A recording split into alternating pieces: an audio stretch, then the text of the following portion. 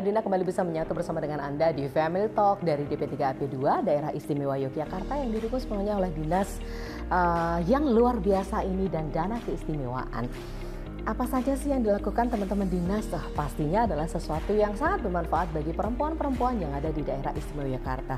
Anak-anak juga karena pemberdayaan perempuan, kemudian perlindungan anak dan pengendalian penduduk. Berbagai hal kita bicarakan ya dalam Family Talk seperti ini, kita ngobrol santai, tapi sesuatu yang kita obrolin adalah sesuatu yang barangkali juga memberikan insight-insight pada Anda. Apa saja itu? Termasuk diantaranya sekarang ini kita mau bicara soal bagaimana kekerasan seksual. Ayo lawan, jangan sampai itu ada pada diri kita, keluarga kita, dan siapapun yang ada masyarakat di daerah Istimewa Yogyakarta. Sudah siap bersama dengan Indah kali ini, Bapak Ibu apa kabar? Alhamdulillah baik, Mbak Indah, serta semua pemirsa semua dalam keadaan sehat, walafiat, tambah bahagia, ya toh nantinya kedepannya juga tambah sejahtera.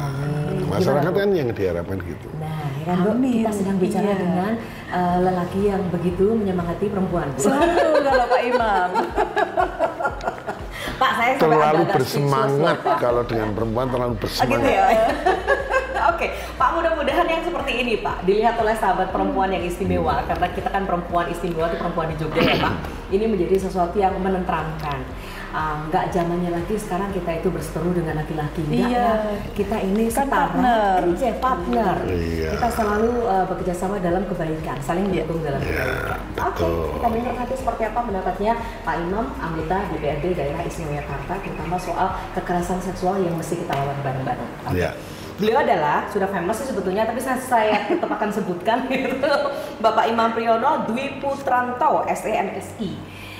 Selamat Pak untuk pelantikannya. Terima kasih. 5 tahun baru ya. Harusnya usia pensiun dilantik lagi jadi tenaga naban 5 tahun. Jadi tenaga naban 5 tahun. Harusnya pensiun ini persis 60 saya. September kemarin 4 September saya persis 60. Harusnya kan usia-usia pensiun, ya toh. Kalau saya dulu tetap berkarir di organisasi itu ya toh. Itu kan udah pensiun. Sekarang ditambah. Gini Pak, Bapak tenaga buktikan naban aja kalau umur 60 itu belum pantas pensiun, oke? Kita buktikan. Masih semangat.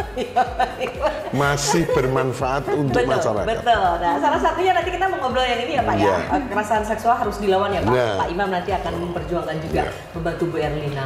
Jangan malah ngikuti. Jangan jadi pelaku. Jangan pelaku. Ya baik.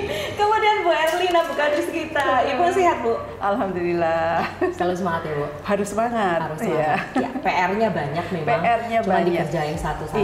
Siapa pun membantu.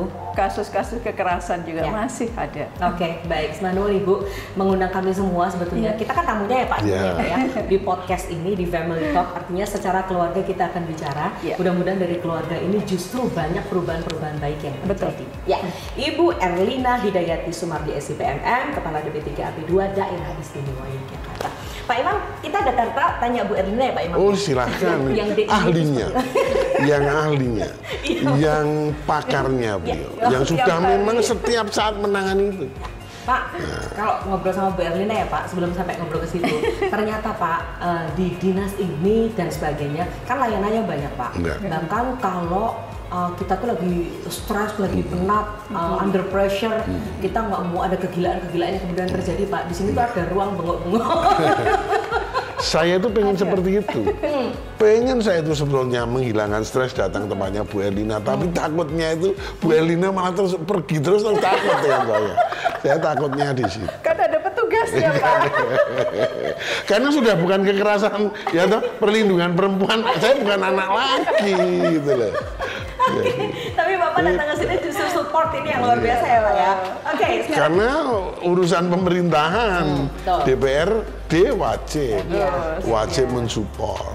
Baik. Ya, nanti kondisi di lapangan seperti apa, Bapak sering ketemu sama masyarakat, Bapak juga akan pangandikan nih Pak. Ya, kita sekarang dengerin dulu nih Bu Erlina mau pangandikan. Bu, data terus punya Bu.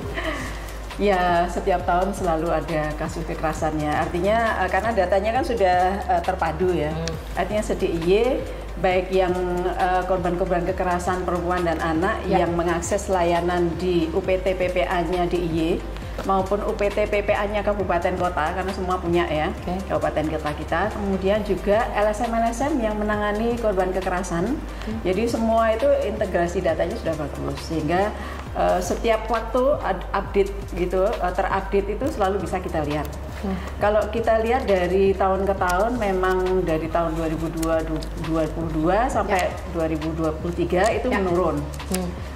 Ya fluktuatif gitu ya, tapi fluktuatifnya juga selisihnya sedikit-sedikit gitu, tapi sudah menurun. Di 2022 itu di angka 1.280-an begitu. Sebentar, saya harus lihat dulu ya sambil nge-PR. 1.000 lebih kekerasan. Nah, karena datanya itu harus tepat gitu kami sampaikan sehingga jangan supaya salah-salah tidak gitu ya. Salah. Di tahun 2022 itu 1.282.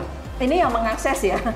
Jadi memang sih kasus kekerasan masih fenomena gunung es. Artinya sangat mungkin banyak korban itu yang masih belum mengakses layanan-layanan kekerasan ini. Ada banyak hal, ada banyak sebabnya. Mungkin juga lebih banyak. Mungkin bisa lebih jadi banyak, ya. 1000 berapa? 1.282 di tahun 2022, kemudian di tahun 2023 turun sedikit menjadi 1187. 1187 itu terdiri dari dewasa 773 dan korban anak 414. Jadi kasus-kasus terhadap perempuan dewasa maupun yang anak ya. Anak itu anak laki-laki maupun perempuan ya. Kemarin anak sampai 18 ya Bu? Anak itu yang 2022 387, kemudian di 2023 414. Jadi yang kasus kekerasan terhadap anak naik. Tetapi yang dewasa, perempuan dewasa turun. Ya. Yang saya tanyakan tadi, kalau anak, klasifikasi anak sampai dengan umur? Sampai dengan umur 18. Ya. Secara undang-undang pengertian anak itu dari sejak mulai dalam kandungan sampai usia 18. Ya. Baik. Kabupaten kota yang paling banyak di? Paling banyak itu di Sleman 381, kemudian diikuti kota 330, kemudian Bantul 284, Gunung Kidul 91 dan Kulon Progo 60. Itu data tahun 2023. Baik. Dari semua jenis kekerasan ya. Iya. Ya. Tercatat jenis kekerasannya apa saja Bu? Kalau seksual. Jadi ada fisik, ada non fisik begitu, ada kekerasan seksual. Kalau yang paling besar itu memang masih di kekerasan fisik. Jadi tahun 2023 itu kekerasan fisiknya ada 409. Kemudian diikuti dengan kekerasan psikis gitu di 397 dan kemudian kekerasan seksual yang juga tinggi di angka 318. Ini yang mengakses layanan ya sekali lagi. Ya, baiklah. Selain itu masih ada trafficking, ada penelantaran dan sebagainya. Bu, itu kalau berarti Kak mengakses layanan dan sebagainya, kekerasan fisik dan lain-lain ini ditegakkan dengan visum dan lain-lainnya. Kalau visum itu biasanya kan yang kekerasan seksual, kekerasan fisik. Ya. Itu ditegakkan dengan data itu berarti. Ya. Dan visum itu kan ada dua ya, visum et repertum maupun visum et psychiatricum. Nah, seringkali juga adalah kalau yang dimana yang fisik itu dengan et repertum gitu, yang psikis itu dengan psikiatrikum tadi. Ya. Jadi konkret ya, data itu menyatakan seperti itu ditegakkan dengan beberapa penunjang. Sekali lagi ini yang mengakses. Mengakses. Ya. Kita berharap sih yang tidak mengakses itu tidak ada atau kecil. Mungkin banyak gitu. Cuman kan bisa jadi lebih. Bisa jadi. Pertama, ya mungkin banyak korban yang menganggap itu masih ranah privat ya, merasa itu juga sebagai aib yang nggak perlu untuk diceritakan ke orang lain gitu, karena malu, karena budaya kita dan sebagainya. Kemudian juga sangat banyak juga, terutama yang kekerasan seksual ya, karena intimidasi dan ancaman. Nanti kalau biasanya kan pelaku memiliki relasi kuasa yang lebih besar ya, sehingga bisa menekan, bisa mengintimidasi dan sebagainya supaya tidak melaporkan, supaya nggak bilang ke siapa-siapa. Apalagi yang korban anak itu kan gampang untuk kemudian ditakut-takuti gitu ya, ataupun mungkin diberi uang gitu supaya diam gitu ya. Nah, seperti itu. Kemudian juga ada banyak hal lainnya. Misalnya kalau pelakunya ada di dalam anggota keluarga sendiri, apalagi yang pencari nafkah gitu ya, sehingga ada ketergantungan ekonomi. Maaf loh, Pak. Ya. Jadi mikir-mikir. Kalau mau mengadukan kan mikir, nanti kalau diproses hukum, nanti kalau dihukum, terus saya hidupnya gimana? Terus ini nanti kalau sampai orang lain tahu, saya ikut malu dan sebagainya. Aib, aib ya. Datanya lebih banyak yang terjadi dalam keluarga, dalam institusi sekolah, atau ke masyarakat biasa? Kalau dari sisi lokasi kejadian itu banyak yang di dalam rumah gitu ya. Angka KDRT juga cukup tinggi gitu, jadi ya banyak di dalam rumah kekerasannya. Baiklah.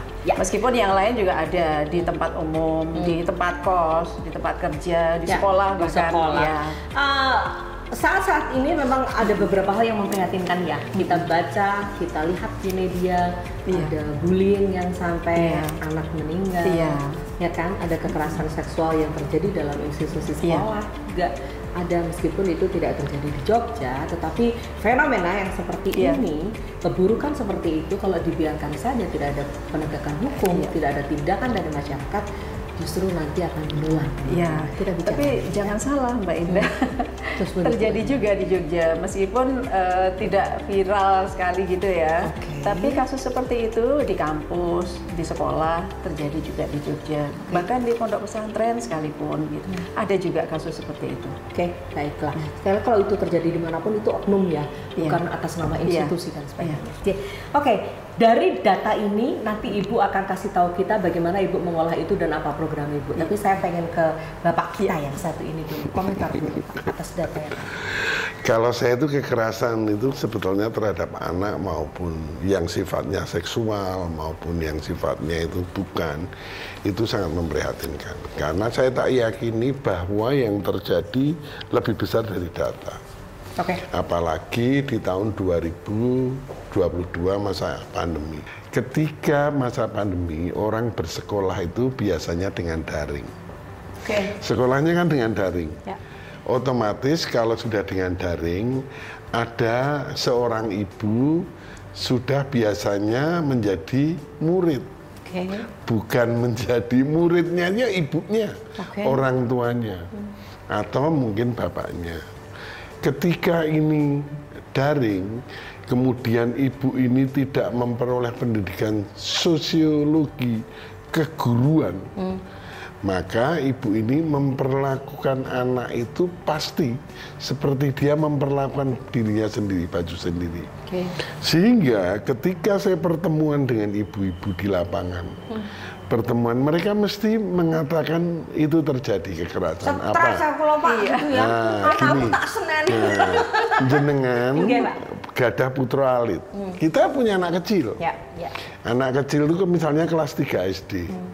Kelas 3 SD itu masa paling sulit untuk diajari, karena di kelas 2 itu masih muda, kelas 3 itu sulit-sulitnya. Pengayalannya tinggi, Pak. Dah menjelang dewasa. Kemudian diajari ibunya. Ketika ini diajari ibunya, maka kira-kira ibunya itu kalau diajari sekali nggak bisa, itu mungkin masih sabar. 2 kali tidak bisa, pasti masih sabar. 3 kali tidak bisa, kalau Mbak Indah ibu ini ketok bagaimana? Terjadi kekerasan nggak?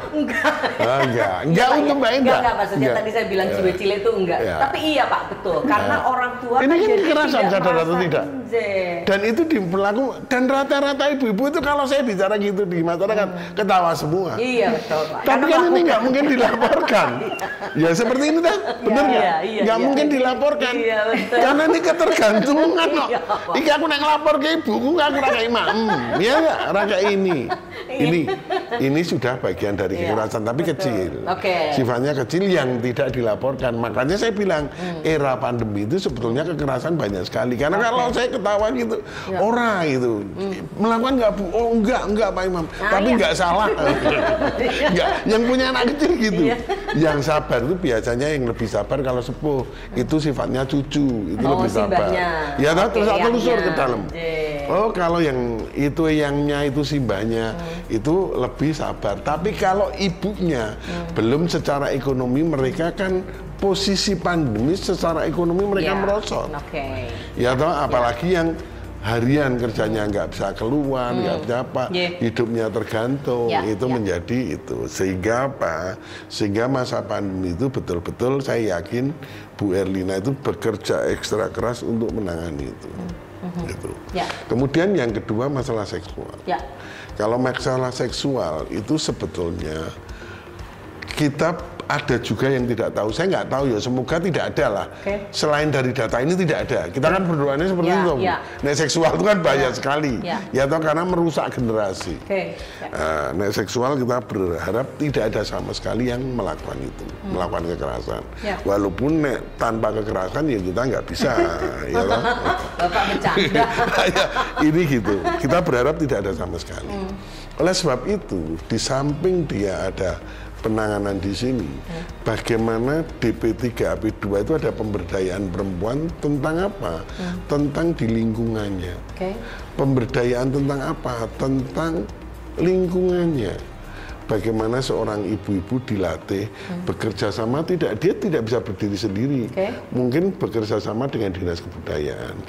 Tapi yang memprakarsai DP3AP2 mengadakan kegiatan-kegiatan yang sifatnya membimbing anak-anak ibu-ibu bergotong royong, sehingga apa? Anak-anak kita, ibu-ibu kita, bapak-bapak kita itu melihat sesuatu itu yang baik karena bekerja sama. Ketika dia melihat yang baik, ucapan-ucapan dalam pertemuannya menjadi baik. Ketika ucapan-ucapan pertemuannya karena kebudayaan ya sifatnya pertemuan kebudayaan apa-apa yang membanggakan anak-anak, maka anak-anak itu juga melakukan hal-hal yang baik yang membuat perilaku mereka baik. Ketika perilakunya baik, maka anak-anak ini akan memiliki perilaku-perilaku baik. Di dalamnya ada penjelasan-penjelasan tentang apa? Kegiatan-kegiatan negatif yang tidak boleh dilaksanakan. Gitu. Terus bantuan pemerintah. Kekerasan seksual itu banyak terjadi karena bebasnya gadget. Orang bisa melihat. Kita nggak usah tutup, nggak tutupan. Ada situs tertentu dengan link situs tertentu kita bisa langsung lihat. Kalau itu dilihat anak-anak kan sangat berbahaya. Bagaimana DP3AP2 bekerja sama dengan Kominfo. Makanya nggak bisa berdiri sendiri.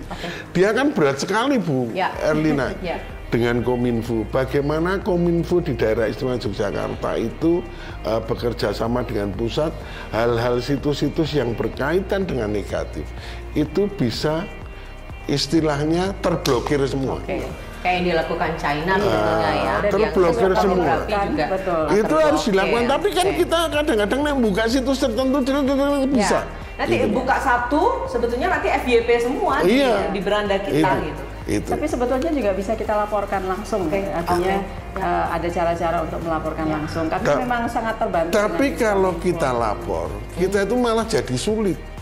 Sulit apa orang lapor itu, kemudian kita itu harus siapa yang melaporkan di situ, ya toh, siapa nanti yang akan ya toh dicari. Tapi kan kita jadi sulit waktu kita dipanggil karena ini kan menyulitkan. Kadang-kadang orang kan nggak mau sulit. Padahal di samping itu kita punya pekerjaan. Tapi ini memang penting sehingga apa? Pemerintahan itu harus hadir. Artinya pemerintahan itu beliau selaku di bawah eksekutif, saya yang DPRD. Akan support ya Pak? Ya, tahu secara support. Aturan dan juga nanti anggaran. Anggaran otomatis kalau dia bekerja sama dengan Kominfo ada anggarannya. Terus bagaimana melakukan penjelasan, saya dinas kebudayaan, kemudian kenapa kok DP3AP2 saya ingin mengadakan ikut tari-tari anak-anak bekerja sama dengan bapak-bapak dalam rangka menjelaskan enaknya kan ada kegiatan. Jadi learning by doing. Learning by doing. Beliau kan mengadakan kegiatan kebudayaan. Artinya apa? Dana AIS yang di-linkage dengan DP3AP2 pemberdayaan perempuan ini tidak hanya di saja di kebudayaan, tetapi ada di banyak sektor, banyak sektor yang DP3 itu untuk menjelaskan. Menjelaskan kan enak sambil melakukan kesenian, anak-anak tari dia atau diberi kegiatan-kegiatan, hal-hal. Terus anak-anak muda misalnya usia-usia reproduksi dengan kegiatan-kegiatan kebudayaan, kegiatan-kegiatan ini yang Bu Erlina bisa Bukadis ya nanti pribadi kepala dinas bisa membuat kegiatan-kegiatan. Nanti kan orang Nun Sewu sekarang kita Nun Sewu masuk TV hanya saya Bu Erlina jenengan anak-anak itu siapa tahu masuk TV gini bangga. Kegiatan Iya toh? Di shoot ya Pak besok ya? Oke. Di shoot itu kegiatan-kegiatan yang dengan anak-anak. Ajakin ngobrol, Pak. Sesuk mlebu TV loh, sesuk. Oke, Itu loh. ya, Loh, baik. kalau kita di ini desa-desa, membangun dignity Pak sebetulnya, betul. kalau di desa-desa bangga sekali. Ya toh misalnya masyarakat miskin, anak-anaknya tidak punya. Misalnya dia di daerah terpencil Tepus, terus Bukadis ke sana ngadakan kegiatan nari saanane. Walaupun kan belum ada tari, belum nari saanane, gamel saanane, nyanyi apa sambil menjelaskan tentang bagaimana perlindungan anak dan kekerasan seksual. Tidak hanya nantinya kalau kekerasan itu keluar dari kekerasan, walaupun kita bicarakan keluar gini loh. Ada kekerasan yang sebetulnya itu orang tidak menganggap kekerasan, padahal itu kekerasan. Contohnya kekerasan verbal. Anak yang nunggak sekolah, dipoyoi gitu ya? Nggak usah dipoyoi, nggak dipoyoi. Diumumkan secara baik.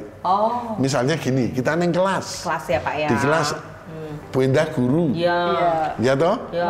Di, misalnya saya muridnya.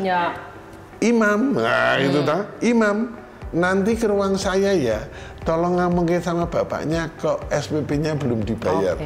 Anaknya malu nggak? Ini kekerasan verbal. Psikis. Nah ini tadi katanya kan ada yang jenis otopsi itu ada 2. Iya, fisik dan tadi psikisnya. Ini otopsi ya. Ini yang artinya memang kompleks Pak kalau kita kompleks dan anggaran itu kita harus berikan karena ini menyangkut pendidikan anak. Menyangkut human resources, sumber daya manusia yang harus kita kelola, dan ini besok menjadi besar, tumbuh menjadi yang membesarkan menjadi anak bangsa yang ada di sini. Generasi emas. Ya, betul. Terima kasih Pak Imam. Nanti Bapak pasti akan melengkapi lagi. Saya nanti akan tanya juga soal bagaimana aturan-aturan kita, apakah payung hukumnya sudah ada. Oke, Bu Erlina. Seneng sih kita ngobrol dengan Dewan yang sangat aware ya terhadap kebutuhan masyarakat, terutama punya ide-ide juga untuk bikin ini, sehingga serasa ibu tidak bekerja sendirian, tapi ketika ibu besok juga akan audiensi dengan anggota Dewan, ini sudah langsung ini memang butuh, ini memang butuh dan sebagainya. Dalam satu kata yang sama untuk Jogja kita tercinta. Bu, apa kemudian program yang sudah dilakukan dan next kira-kira mau bikin apa? Yang jelas seperti tadi disampaikan Pak Imam, kami tidak bekerja sendiri. Dalam penanganan kasus-kasus kekerasan ini, itu untuk DIY ini sudah ada jejaringnya, namanya Forum Pelindungan Korban Kekerasan, FPKK. Forum Pelindungan Korban Kekerasan. Dan itu sudah terpadu di situ. Semua institusi, lembaga dan sebagainya yang bekerja untuk menangani, mencegah maupun menangani kekerasan terhadap perempuan dan anak itu bergabung di situ. Semua OPD-OPD yang terlibat, semua rumah sakit yang melayani untuk korban-korban kekerasan dari sisi layanan kesehatan, semua penegak hukum dari mulai Polda, Polres, semuanya, kemudian juga pengadilan tinggi, pengadilan negeri, kejaksaan, itu semua bergabung di situ, pengadilan agama juga iya. Kemudian lembaga-lembaga vertikal juga yang terkait dengan penanganan kekerasan juga ada di situ. Jadi LSM-LSM yang menangani korban kekerasan dan LSM-LSM untuk kasus-kasus tertentu juga ada di situ. Semua UPT, DIY, kabupaten kota semua ada di situ. Sehingga penanganan korban kekerasan itu bisa cepat, akurat, komprehensif dan kredibel lah begitu. Ini ada ketua forum sendiri, ada kepengurusan sendiri. FPKK dipimpin langsung oleh Ibu Ratu sebagai ketua umum, kemudian untuk ketua teknisnya Ibu Dr. Sari Murti. Dan itu lembaganya banyak sekali yang tergabung di situ. Jadi penanganan untuk korban itu yang paling cepat memang di DIY, termasuk pembebasan pembiayaan untuk menangani korban. Jadi kalau mau visum, apapun, mau berobat, mau visum, mau berobat, mau pendampingan psikologi, pendampingan hukum, semuanya digratiskan. Misalnya diperlukan untuk ditarik dulu ke rumah lindung karena membahayakan jiwa, keamanan dan sebagainya juga gratis selama di rumah aman gitu. Rumah lindung orang nggak akan tahu ada di mana. Nggak akan tahu. Dan makanya gratis loh. Makanya gratis kok. Iya. Termasuk semuanya trauma healing seberapapun yang dibutuhkan oleh korban untuk pemulihan traumanya. Ini pasca ya? Iya, pasca. Dan termasuk juga kami linkkan dengan pemberdayaan perempuan. Untuk dari sisi ekonominya, karena seringkali korban kan karena relasi kuasa, karena faktor ekonomi dan sebagainya, itu kami linkkan dengan pemberdayaan ekonomi. Bu, sebentar, tadi kan sekian banyak ya Bu ya, ratusan lah katakanlah yang seksual sendiri. Yang kekerasan yang lain juga tadi 1000 lebih. Banyak, Jadi seberapa besar yang harus disiapkan kalau itu semua ditanggung oleh Makanya kalau hanya kami yang menangani sudah tentu nanti kewalahan ya, karena SDM kami pun juga tidak bisa banyak gitu. Artinya dari pembiayaan ke kami itu tidak memungkinkan untuk banyak sekali penanganan petugas-petugas layanan gitu. Tapi kan kami dibantu dengan jejaring tadi, yang banyak sekali tadi, termasuk relawan-relawan gitu. Sehingga memungkinkan untuk tadi cepat, akurat, komprehensif gitu. Dan apapun sampai rampung gitu, sampai bahagia ada Bu. Artinya masyarakat banyak yang secara peduli. sistem luar biasa. Dan OPD masyarakat tadi banyak juga peduli. demikian.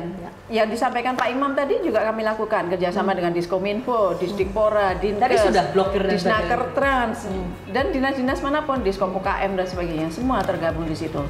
Nah, kemudian juga sudah ada hotline secara nasional. Jadi di Indonesia ini sudah sistem rujukannya untuk kasus kekerasan sudah sangat bagus. Jadi misalnya di sekolah ada kekerasan, di sekolah sudah ada tim pencegahan dan penanganan kekerasan. Semua sekolah kita sudah punya. Ini punya komitmen. Sudah punya, 100% sudah ada semua. Ya. Kalau ada kasus kekerasan, kemudian levelnya itu ternyata tidak bisa ditangani sendiri oleh sekolah, walaupun mereka sudah dilatih ya. Harus dirujuk ke Satgas yang ada di Dinas Pendidikan. Kami termasuk anggota Satgasnya di situ. Kalau tingkatannya memang harus dirujuk ke layanan kami, langsung dirujuk. Sehingga gampang banget rujukannya. Bahkan sekolah seandainya memerlukan di dalam penanganan kasusnya itu tadi memerlukan mediator, mereka nggak punya mediator sudah tentu bisa kemudian meminta bantuan ke kami. Kami turunkan mediator kami ke sekolah untuk menangani. Kemudian bila memerlukan hal-hal lain psikologis, pendampingan psikologis dan sebagainya, sekolah kan nggak punya ya, maupun puskesmas setempat misalnya belum ada tenaga psikologinya, itu juga bisa minta bantuan. Jadi segampang itu gitu. Nah, termasuk bila ada kasus-kasus di tingkatan DIY yang kemudian harus itu bersifat lintas provinsi, lintas negara bahkan, kami juga bisa merujuk ke kementerian. Di sana juga ada layanannya. Sehingga gampang sekali untuk saling berjejaring ini. Penanganan untuk kasus-kasus kekerasan yang melibatkan antar negara pun itu juga di tingkatan pusat saja, sana tidak hanya Kementerian PPPA, ada imigrasi, ada Kemenlu, ada Kemenaker dan kemen-kemen lainnya yang diperlukan. Nah, tergantung dari kasus per kasusnya gitu. Nah, itu yang di tingkat pusat seperti itu, di tingkatan provinsi juga demikian, di tingkatan kabupaten juga demikian. Sehingga menurut saya untuk kasus penanganan kasus kekerasan di Indonesia itu sudah cukup bagus gitu. Tinggal bagaimana korban itu mau mengadukan ke layanan atau tidak. Kalau nggak mengadukan kan kami nggak akan tahu gitu. Dan kekerasan itu akan terus terjadi. Kadang-kala kami tahunya juga ketika viral di media sosial misalnya. Baru-baru ini. Baru merasa, loh kok viral di medsos tapi tidak mengadukan ke layanan kami. Tapi itu pun kami langsung terjun ke lapangan. Mencari tahu, menjangkau korban dan membantu. Jadi langsung, meskipun tidak mengadukan ke kami, tapi tetap untuk kasus-kasus kekerasan kami langsung menjangkau. Jadi sebagai masyarakat mau begini Bu Erlina Nyosel Bu Kadis. Jadi kan sistem itu sudah terbangun ya. Cuma kan tidak semua masyarakat itu tahu akan ada sistem yang sangat meskipun dengan Pak Imam juga sudah keliling kemana-mana ya Pak untuk sosialisasi. Karena gini loh Bu. Nah, kekerasan itu muncul itu kan kadang-kadang dari orang yang tidak kita duga. Tidak duga misalnya gitu, di keluarga itu ada ODGJ. Ya toh? Nah, ketika dia ada ODGJ kan ternyata tidak melaporkan, tidak terdata, tiba-tiba melakukan hal-hal yang di luar sepengetahuan kita. Pemerintah itu sudah mati-matian betul, tapi ternyata ya di lapangan kita tahu, panjenengan tahu seorang kemarin orang tua yang bunuh anak gitu. Hal-hal seperti itu kan ini pasti ada kelainan jiwa. Ada ODGJ yang tidak dilaporkan, ada hal-hal yang tidak. Nah, ini yang diharapkan kerjasama aparat setempat, misalnya di kota dari RT, RW, kalau di anu ya dari Dukuh, dari RT, Dukuh, kalau ada RW-nya. Ini kepedulian masyarakat. Kepedulian masyarakat sehingga apa? Data di pemerintah itu lengkap. Ketika data di pemerintah lengkap, ini kita enak. Bagaimana kita menyusun anggaran? Karena apa? Anggaran ini terbatas. Nanti Bu Erlina nyusun tidak berdasarkan data mengkiro-kiro, nah itu salah. Karena dia harus dasarnya data. Data ini tak susun anggarannya segini. Padahal di sini yang kecolongan ini ada anggarannya. Harusnya kan ini kalau ada laporan dari warga setempat, warga setempat, kan beliau bisa anggaran sehingga apa? Pada saat rapat di komisi, saat ditentukan di Banggar, ini beliau karena dia programnya 1 tahun. Nah, ini yang harus terus terang masyarakat juga harus andil. Bu Erlina tidak bisa langsung gitu. Baik, kita mudahkan masyarakat mencerna ini dengan mengetahui klasifikasi. Dan satu lagi Bu, kalau misalnya Bu Erlina dalam penanganan ini, terus kemudian ada peningkatan kekerasan, kira-kira tombok enggak? Nek tombok terus nganggo apa? Kan harus dipikir gitu. Sudah pernah tombok, Bu? Pernah. Ya sering. Ini bukan tombok istilahnya ya. Iya. Ini hanya menghaluskan istilah. Jadi bagusnya berjejaring itu seperti itu Mbak Indah. Terus dibantu orang lain gitu. Betul Pak. Ya kita tahu kita itu orang sosio masyarakat. Betul. Jadi ketika ada yang sampai kehabisan anggaran untuk permakanan dan sebagainya, korban di tempat rumah perlindungan dan sebagainya tadi gitu. Kemudian kan di dalam forum tadi kan diinformasikan gitu. Nah, ini harus bagaimana.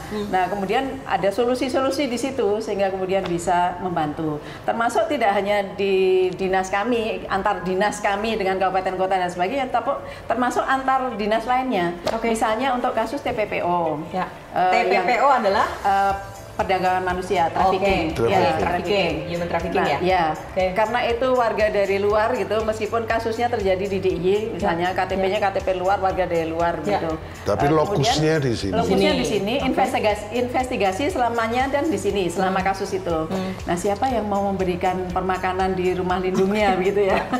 Tidak teranggarkan. Belum teranggarkan gitu. Padahal diperlukan investigasi yang cukup lama karena mereka berasal dari daerah yang mana-mana, tersebar gitu ya. Sehingga investigasinya kan termasuk mencari tahu agen-agen rekrutmen mereka di daerah-daerah mereka dan sebagainya cukup lama. Nah, maka kemudian karena berjejaring tadi kan kami dengan dinas sosial dengan Kemensos gitu, sehingga kemudian bisa membantu untuk selama keberadaan mereka di rumah lindung. Ya seperti itu Mbak Indah. Contohnya itu. Jadi support sistemnya anggarannya kurang. Nggak bisa. Kalau anggaran dari sini pindah sini nggak bisa. Itu namanya kan ini beda. Beda ruang. Ini bisa bermasalah untuk beliau. Dompetnya beda-beda ya Pak? Beda-beda. Ini yang harus masyarakat harus tahu. Sehingga informasi ini terus gimana Pak Imam kalau kita butuhnya informasi dari masyarakat karena beliau kalau buat anggaran segini gitu di Banggar kan sebetulnya kita kaji rasional apa tidak, walaupun tidak sepengetahuan beliau, tapi kan kita ini rasional apa tidak gitu. Kalau tidak rasional nanti tolong tanyakannya bisa di komisi, bisa pas di Banggarnya, tapi rata-rata karena beliau itu sudah ahlinya teh ya dalam membuat anggaran terus ini ya beliau jarang ditanyakan. Ya wes lah kita jalan itu gitu. Tapi kenyataannya juga kalau terjadi ini yang nanti melebihi ya kita.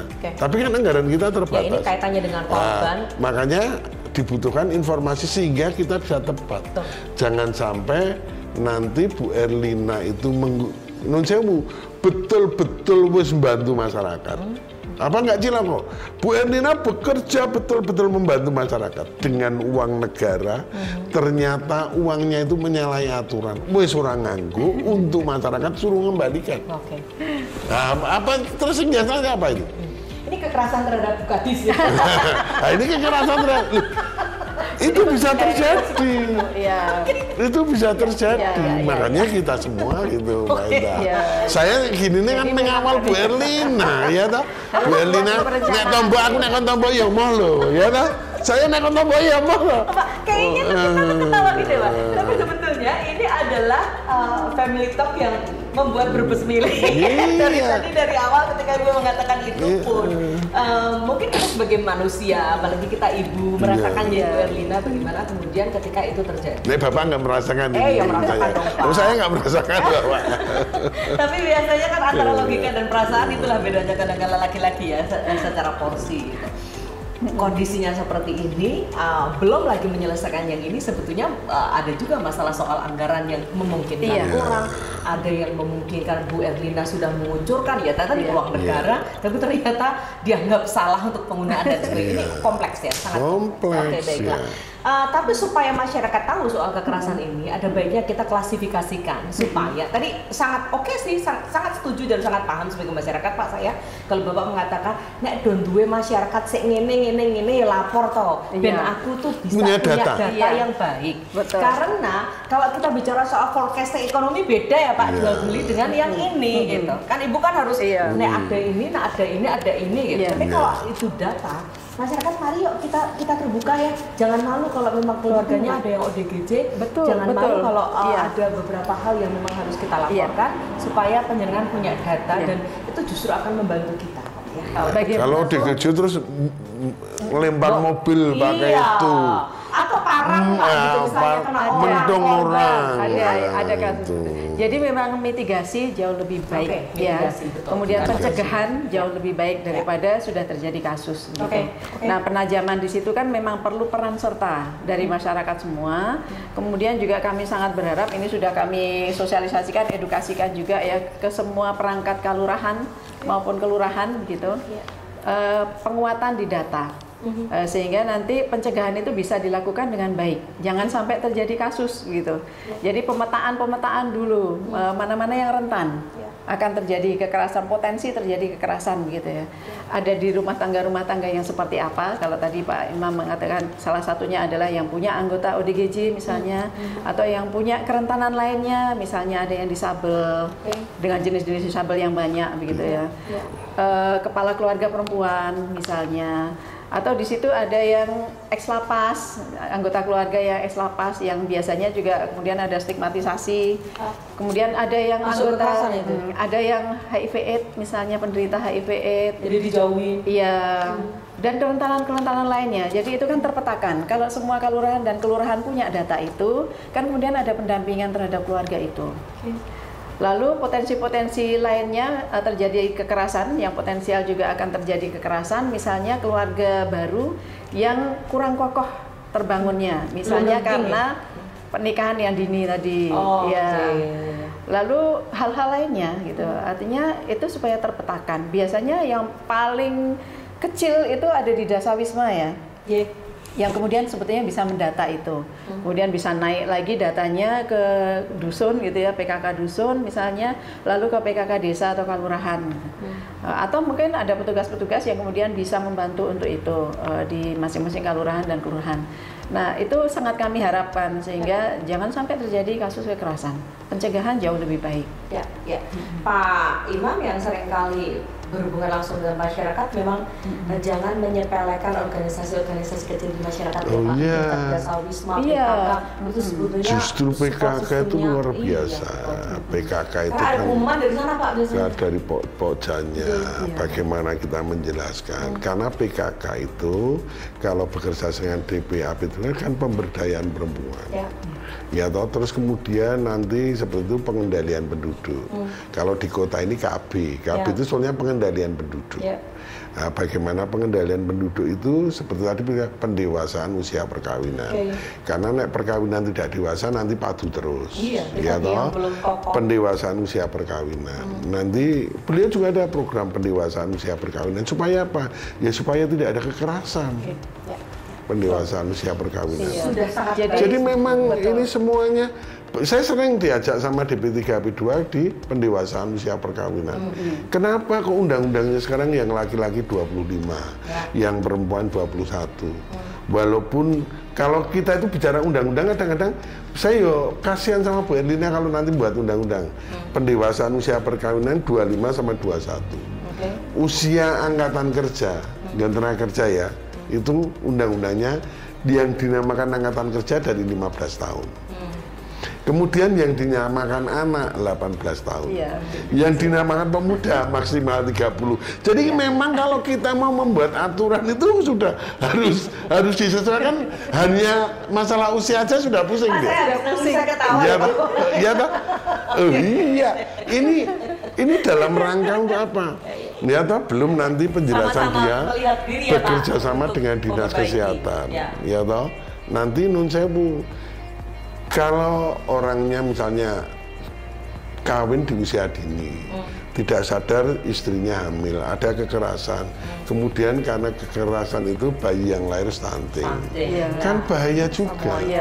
Semuanya akan itu dilakukan dalam rangka pemberdayaan perempuan ini dan perlindungan anak. Baik, oke. Kalau tadi judul kita kekerasan seksual, ayo lawan. Bu, yang seperti apa yang memang sudah harus dilaporkan? Yang sudah harus dilaporkan sudah tentu kalau sudah terjadi kekerasan ya. Jenis tetapi apa kekerasan fisik, psikis maupun nyala termasuk diantaranya kekerasan melalui media sosial. Itu boleh dilaporkan? Boleh, sangat boleh dilaporkan. Kemana harus lapor? Ke layanan kami ataupun paling gampang ke 129 ya. Itu hotline. 129. Ini hotline. Hotline Misalnya, secara nasional. amit-amit ya Bu, amit-amit gitu. Saya telepon. 129. Saya sebutkan siapa nama saya, lokasi di mana, lokasi di mana, kekerasannya apa, deskripsikan gitu. Itu sudah langsung ditindaklanjuti sebagai sebuah diterima oleh server di kementerian, di layanan kementerian, langsung dilingkan ke daerah lokasi setempat. Terus habis itu udah saya tutup aja. Ini nanti akan ada yang menjangkau. Akan jalan. Akan ke kita. Seperti itu. Karena kalau mengalami kekerasan gini kan dalam kondisi sangat ketakutan ya. Ketika telepon berarti kan saya seolah-olah nggak ada apa-apa tapi saya sudah laporin. Nanti akan dijangkau. Dan ditindaklanjuti. Selalu ditindaklanjuti. Pasti aman. Kalau sudah lamar, pasti di perlindungan pemerintahan. Ada perlindungannya. Tapi ini kan supaya masyarakat tahu. Karena kami sangat paham bahwa korban itu kadang-kala dalam posisi yang ketakutan dan ketidakmampuan untuk mengakses langsung, datang ke tempat layanan gitu. Sehingga ya di rumah aja atau dimanapun dia merasa aman gitu, kemudian dijangkau. Karena psikologinya kena berat. Kalau tidak bisa pencet 129. Apa yang bisa dilakukan? Tolong sama tetangga. Minta tolong sama orang-orang terdekat, orang yang bisa dipercaya gitu ya. Untuk kemudian orang yang tersebut yang melaporkan, mengadukan. Dan sebagai masyarakat kita harus aware dengan begitu. Harusnya aware. Siapapun itu, misalnya kan itu yang melakukan, maaf ya, ayah misalnya. Tetap harus masyarakat mengamankan. Ada kasus-kasus seperti itu. Si anak lari dari rumah karena pelakunya memang orang di dalam rumah ya, di dalam keluarganya sendiri. Lari kemudian oleh orang yang mengamankannya, itu kemudian dilaporkan, gitu. Sampai ke kami tadi, kemudian langsung dijangkau dan kami amankan di rumah lindung. Dan itu kasus anak seperti itu biasanya. Supaya dan kekerasan itu tidak hanya di perempuan, datanya di laki-laki juga ada. Pelakunya perempuan. Salah satu lakunya perempuan. Jadi jangan anomali juga ada laki-laki yang dianiaya aja. Saya juga dianiaya. Bapak sedang tidak tanya ya kan di sini. Jadi kami itu ini biar tahu itu masyarakat biar tahu. Kami itu selalu menghimbau Mbak Indah, kalau seorang korbannya itu adalah seorang anak, gitu ya, anak. Jadi jangan yang kemudian mengamankan anak tersebut itu lalu langsung mengembalikan ke rumahnya. Itu dia. Kalau pelakunya di rumahnya kan bahaya, dia sudah berusaha lari tapi dikembalikan. Jangan, jadi langsung mengadu ke layanan saja. Kalau Anda merasa tidak bisa mengamankan sendiri, langsung aja datang ke. Biar itu menjadi urusan kami di layanan. Kalau penjelasan bingung dengan DP3AP 2 ke aparat setempat ya. Boleh. Supaya aparat karena sudah jejaring tadi. Bapak Ibu, senang ngobrol seperti ini karena ini membuka wawasan kita untuk sebuah keterbukaan menangani kasus-kasus yang ada, supaya kalau penjaga berdua kan pasti sudah sangat familiar ya. Barangkali ada masyarakat yang merasa masih saya takut, saya nggak boleh begitu, atau saya justru merusak keluarga orang dan sebagainya. Next kita akan ngobrol-ngobrol lagi. Kita nggak sedikit sekali. Tapi satu hal Mbak. Boleh, saya ke Pak Imam dulu nanti closing. Pak. Support ya Pak. Terima kasih Bapak komit untuk membantu teman-teman. Sangat komit karena saya terus terang pengen memisahkan dua undang-undang, Mbak. Sebetulnya yang satu adalah perlindungan anak. Artinya bahwa kita itu melindungi anak betul. Terus kemudian perlindungan perempuan. Nah, perlindungan anak dan perlindungan perempuan kan biar anggarannya jelas gitu. Berapa kita harus melindungi anak? Berapa anggaran kita? Bapak punya target itu? Kemudian, ya nanti kan tergantung bagaimana undang-undangnya dibuat sama teman-teman dengan itu. Terus perlindungan perempuan. Perlindungan perempuan itu tidak hanya di korban kekerasan. Saya komitmennya pengen begini loh. Kadang-kadang kan perempuan kita tidak minta nikah baru nun sewu 3 bulan posisi hamil, tiba-tiba suaminya kecelakaan, cacat atau meninggal, kemudian tidak berdaya. Perempuan ini kan harus namanya pemberdayaan perempuan. bagaimana memberdayakan perempuan. Ada hal-hal yang undang-undang itu bisa betul-betul melakukan perlindungan terhadap perempuan, termasuk perlindungan dalam pemberdayaan. Jadi dipisahkan. Tidak hanya nanti selalu bicaranya cuma perlindungan perempuan dan anak itu selalu korban kekerasan. Bicaranya selalu bicara korban kekerasan. Jangan sampai bicaranya korban kekerasan. Gitu. Oke. Mudah-mudahan niat Bapak yang luar biasa ini bisa. Amin. Ya, karena saya hidup di kampung, Pak. Ngerti dulu perilakunya orang-orang kampung, saya mengerti. Baik, selanjutnya Pak Imam. Selamat bertugas untuk 5 tahun ke depan. Mudah-mudahan apa saja agenda Bapak. Semoga amanah. Ya, tadi disampaikan Pak Imam ya, sebenarnya di negara kita sudah ada undang-undang perlindungan anak, ada undang-undang untuk perlindungan perempuan juga gitu, dan yang terbaru ada undang-undang kesejahteraan ibu dan anak, ya. Dan ini sedang disusun PP dan sebagainya, turunan dari undang-undangnya gitu, yang makin bisa melindungi perempuan, ibu maupun anak gitu. Kami sangat berharap itu kemudian nanti bisa diteruskan peraturan-peraturannya sampai ke daerah-daerah. Sampai perda. Nah, kemudian sampai ke layanan-layanan tadi dengan optimalisasi layanan. Dan Mbak Indah, yang ingin juga saya sampaikan adalah kalau itu kasus kekerasannya seksual, itu supaya masyarakat aware, sadar untuk segera mengadukan. Karena kekerasan seksual yang sudah misalnya yang sudah berupa perkosaan misalnya, jangan sampai korban kemudian menderita berkali-kali. Misalnya sudah menjadi korban perkosaan dan hamil dan mengandung, melahirkan gitu ya tanpa ada bantuan, alangkah kasihannya. Sehingga untuk korban-korban perkosaan ini harus dibantu dengan sangat cepat. Supaya apa? Supaya tidak hamil karena aksi perkosaan itu. Kemudian juga supaya ada trauma pendampingan psikologis gitu ya, untuk bisa memulihkan korban gitu, karena sangat berat sekali menjadi korban perkosaan seperti itu. Iya, pasti. Iya. Dan seandainya terpaksanya sudah terlanjur misalnya korban perkosaan tidak segera ngeling ke layanan aduan ya, kemudian sudah terlanjur hamil misalnya, supaya segera langsung mengadukan, sehingga kemudian bisa ada pendampingan. Kasihan sekali kalau tidak. Gitu. Ya, jangan disembunyikan. Jangan disembunyikan. Iya. Ibu, Bapak, matur sembah nuwun, selamat bertugas di masing-masing. Kalau kita bicara soal ini adalah sesuatu yang berat, tentu saja, karena bukan hanya masalah dana, tapi bagaimana kemudian melindungi korban, memulihkan dia, dan yang paling penting adalah tidak akan terjadi lagi seperti itu. Iya, kita sangat berharap. Sembah nuwun. Sami-sami. Terima kasih banyak. Ya, oke. Senang sekali bisa ketemu dengan Bapak Ibu. Next kita ngobrol-ngobrol lagi dengan tema-tema yang lain.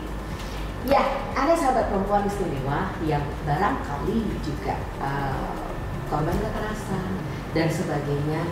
Daerah Istimewa Yogyakarta yang istimewa ini, Pak Dewan, Bu Kadis sudah punya support system yang luar biasa dan ini berjejaring.